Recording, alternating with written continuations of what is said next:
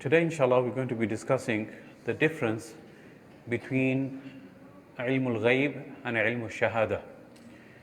Ilmul Ghaib and Ilmul Shahada. Basically, there are two types of knowledge that a person can have, and they are loosely distributed into these two types of knowledge that I've just mentioned: Al-Ilmul Ghaib, Ilmul Ghaib, and Ilmul Shahada. So what is, first of all, Ilmul Shahada? So Ilmul Shahada is that thing, ma yudraku bil hawas, that thing that is attained by the senses. Okay, so for example, a person sees something with his eyes, he touches something with his hands, and he hears something with his ears, he tastes something with his tongue, and so on. These are basically the five senses that we refer to, al-hawasul khamsa. When a person uses these things, then it is known as ilmu shahada. Those things that are attained by using the senses that a person has. So as we know, our senses are very limited, and we only can use these senses in a limited capacity. So for example, I cannot find out what's going on behind this wall. I cannot hear what's going on behind this wall. And when the food is on the table, I cannot taste it until I actually put it into my mouth. So our senses are limited to a certain capacity. So any person who has any kind of deficiency in any one of those senses, then obviously he will have a deficiency in that particular thing. For example, a person who, may Allah subhanahu wa ta'ala protect us, is blind. You can only go so far as to describe to him, for example, a beautiful garden. How are you going to describe to him a beautiful garden? Unless he saw it in the past and he has a vivid memory of what a beautiful garden looks like. But if you are to try to explain to this person that in front of you there is beautiful green grass and a stream which is flowing through this garden, and on the side of this stream there are beautiful flowers, and there are palm trees that are growing out from the sides, this is something that that person is imagining, but it's not like a person actually seeing. So any deficiency in any of these senses would result in a person's comprehension or knowledge of a certain subject to be limited also.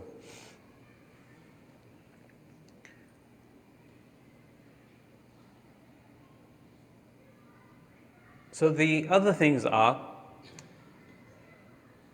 there are certain things that are in existence that we know they exist.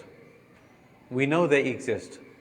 We are 100% sure that they exist. But yet, we cannot comprehend them with the five senses. For example, we know that we all have a ruh in our body, a soul in our body. And that soul, it keeps us alive. It makes us be able to move and do certain things. Without that soul, basically, it's not a human anymore. You refer to that human without a soul now as a body. As soon as a person dies, people immediately start referring to that person who is known as Abdullah or Abdurrahman or Diya as the body. When is the body coming? When are we going to have janazah on the body? When is the body going to be buried? It's not named with a name anymore. So the ruh, once it's taken out, then this is what happens. But we know there is a ruh, but we cannot see that ruh, we cannot feel that ruh, we cannot taste that ruh, but we know that it exists. There are some things also, for example, in existence that scientifically we know. Gravity. What is gravity? Something, a force that keeps us on the ground. It doesn't allow us to basically float in the air like we would do in space. Okay, so we have gravity, we know gravity exists, but is there any type of measuring device or any way that we can see or feel or hear gravity in any way, shape, or form? We cannot. So again, there are certain types of knowledge that we rely upon without seeing them and without having the ability to use our five senses to see them. Electricity, okay?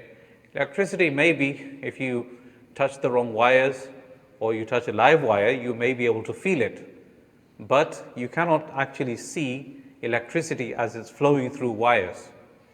Okay? Only when you touch a naked wire will you be able to feel that it's there. But electricity is powering everything that we see around us. Okay? But we don't see that electricity and we don't feel it unless there are certain situations for us to do that. So, also the fact that oxygen is around us, hydrogen is around us, nitrogen is around us. We cannot see or feel these things, even though they are part of our existence. So these things are not known as these things that do exist. We know they exist, but our senses cannot pick them up. Similar to that, there are certain things in existence, other things that we were told by Allah subhanahu wa ta'ala and the Prophet that they exist. And those are known as ilmul ghayb. Those things are known as ilmul ghayb. So there are, for example, Allah subhanahu wa ta'ala says in the Quran, هُوَ اللَّهُ الَّذِي لَا إِلَهَ إِلَّا هُوَ عَالِمُ الْغَيْبِ وَالشَّهَادَةِ هُوَ الرَّحْمَنُ الرَّحِيمُ. Allah subhanahu wa ta'ala is describing both, that He is the knower, He knows everything which is unseen, hidden, and He knows the things which are apparent. عَالِمُ الْغَيْبِ وَالشَّهَادَةِ. Allah subhanahu wa ta'ala also says, Allahu ya'lamu ma tahmilu kullu untha wa ma taghidu al-arham wa ma tazdad. Allah subhanahu wa ta'ala knows every female, and kullu untha is mentioned here to not just include human beings, but also include animals. Every single animal that is a female that is carrying a baby, Allah subhanahu wa ta'ala is aware of it. And whatever is in the arham from more or less, Allah subhanahu wa ta'ala is fully aware of it. وَكُلُّ شَيْءٍ عِنْدَهُ بِمِقْدَارٍ عَالِمُ الْغَيْبِ وَالشَّهَادَةِ الْكَبِيرُ الْمُتَعَالِ. Allah subhanahu wa ta'ala describes also in this verse that He is the knower of the ghaib, meaning the unseen, and shahada, the things which are seen, and He is al-kabir, He is the great, al-muta'al, the most high. سواء منكم من أسر القول ومن جهر به ومن هو مستخف بالليل وسارب بالنهار. Then Allah subhanahu wa ta'ala says, it doesn't matter if you secretly say something or openly say something. When Allah is described as Alimul Ghaybi wa Shahada, whether you secretly say something or you openly say something, He knows it. سواء منكم من أسر القول ومن جهر به ومن هو مستخف بالليل وسارب بالنهار. And Allah subhanahu wa ta'ala is fully aware of that person who conceals himself at night and the one who is clear and open in the daytime. Allah is fully aware of both situations. In another verse, Allah subhanahu wa ta'ala says, الله الذي خلق السماوات والأرض وما بينهما في ستة أيام ثم استوى على العرش ما لكم من دونه من ولي ولا شفيع أفلا تتذكرون يدبر الأمر من السماء إلى الأرض ثم يعرج إليه في يوم كان مقداره ألف سنة مما تعدون. And describing after that, He says, ذلك عالم الغيب والشهادة العزيز الرحيم. That is عالم الغيب والشهادة, the Almighty, the Merciful.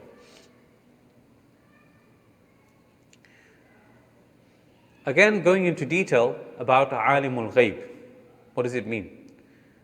The scholars say, طريق الوصول إلى معرفته معرفة حقيقية أو معرفة حقيقية هو الوحي الإلهي الذي جاء به الرسل عليهم الصلاة والسلام.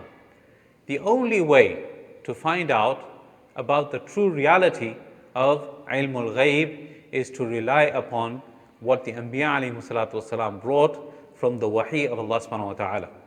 So it's not something that you and I can discuss unless we take it from authentic sources that were sent to us by Allah subhanahu wa ta'ala himself. Okay, when humanity tried to figure out the existence of Allah subhanahu wa ta'ala using their own senses, then obviously they became misguided. Many societies, for example, they saw the power of the sun and they just started worshipping the sun. And many people saw the power of the water, they started worshipping the water. So the existence of Allah subhanahu wa ta'ala has to be given to us, and the information about that has to be given to us by Anbiya alayhi salatu wasalam, and that is something that we cannot as humans find out by ourselves. Sometimes when a person he has this guidance or a certain level of guidance, then he can use his own what's called ta'ammul and hikmah to come to a conclusion that Allah subhanahu wa ta'ala is one and there is no one worthy of worship except for him. And that kind of mindset was described in the story of Ibrahim alayhi salatu wasalam. When Ibrahim alayhi salatu wasalam was trying to guide his people, he first of all looked at the creation around him, and he first of all looked at the stars. And when he saw the stars, to try to guide the people, he said, this is my Lord. These stars are my Lord. And then when they disappeared, he said, فَلَمَّا أَفَلَتْ قَالَ لَا أُحِبُّ الْآفِلِينَ.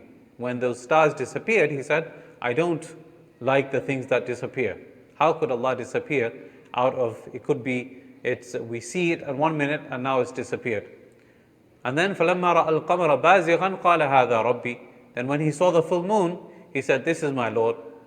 فَلَمَّا أَفَلَ قَالَ لَئِن لَمْ يَهْدِنِي رَبِّي لَأَكُونَنَّ مِنَ الْقَوْمِ الضَّالِينَ.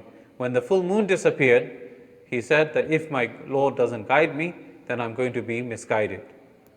So then he saw the sun. فَلَمَّا رَأَى الشَّمْسَ بَازِغَةً قَالَ هَذَا رَبِّي هَذَا أَكْبَرُ فَلَمَّا أَفَلَتْ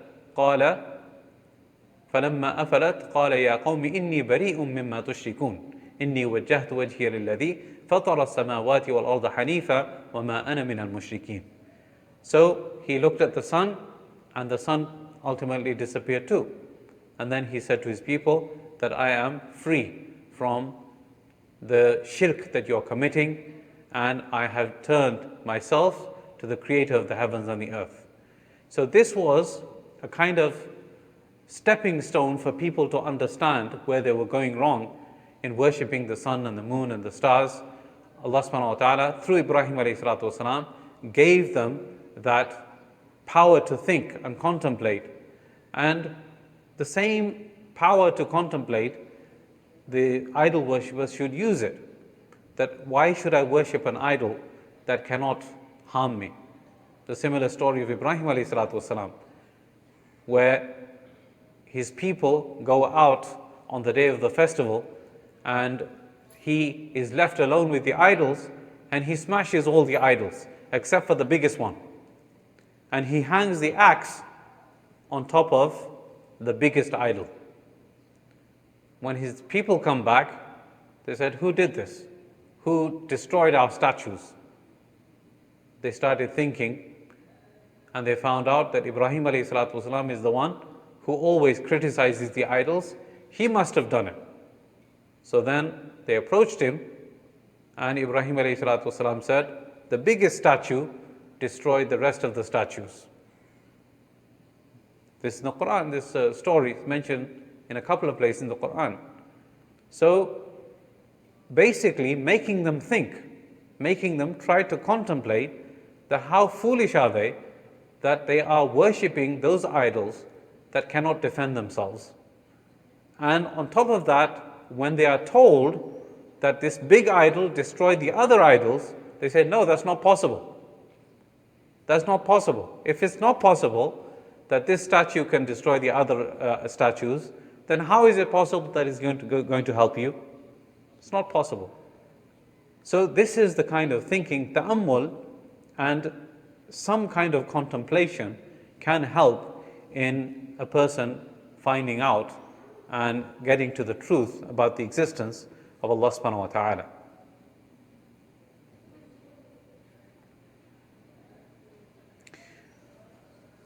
There are two types of knowledge, again another type of distribution, and one is called al-ilm al-daruri, and one is called al-ilm al-nadhri. Al-ilm al-daruri and al-ilm al-nadhri. Al-ilm al-daruri means that type of knowledge that is 100% genuine and you cannot dispute it. If a person says to you 2 plus 2, you automatically say 4. You cannot dispute it. This is ilm al-daruri. Then there is a knowledge which is known as al-ilm al-nadhri. Al-ilm al-nadhri is basically open to question and open to contemplation, open to discussion. Okay, and amongst those things is the fact, the existence of Allah subhanahu wa ta'ala. This is based on al-ilm al-nadhri, that people would dispute the existence of Allah subhanahu wa ta'ala using their mindset and using their logic. So this is inshallah something that we will discuss next week. What is the difference between al-ilm al-daruri and al-ilm al-nadhri? We will discuss that in detail in the following lessons. I pray that Allah subhanahu wa ta'ala gives us tawfiq to understand and practice what is being said and heard.